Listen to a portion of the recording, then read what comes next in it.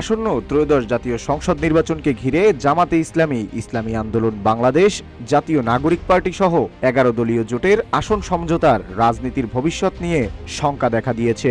যদিও দলগুলোর দাবি তারা কিছু সিদ্ধান্তে পৌঁছেছে, কিন্তু ২৪-এর গণ অভ্যুত্থানের পরে গত বছরের মে মাসে জামাতে ইসলামী, ইসলামী আন্দোলন বাংলাদেশ, খেলাফত মজলিস, খেলাফত আন্দোলন এবং নেজামে ইসলাম পার্টির মতো ইসলামী দলগুলো জোট হিসেবে যাত্রা শুরু করে।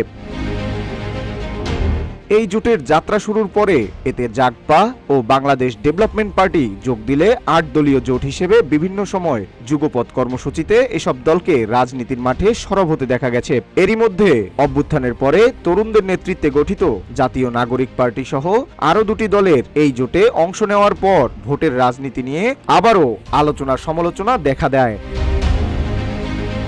জামাতে ইসলামী ও এনসিপি সহ ১১ দলের যে জোট গড়ে উঠেছে, সেখানে আসন সমঝোতা নিয়ে দেখা দিয়েছে তীব্র মতভেদ। দফায় দফায় বৈঠক হলেও চূড়ান্ত সিদ্ধান্তে পৌঁছাতে পারেনি শরিকরা।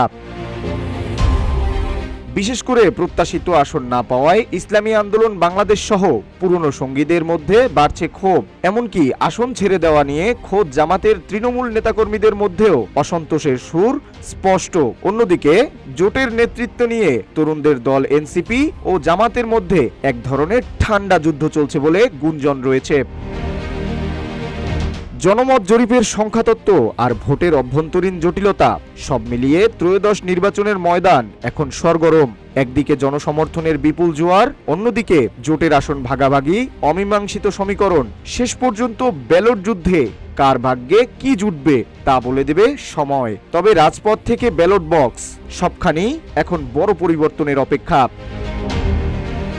এস এম আমিনুল ইসলাম, রূপালী বাংলাদেশ।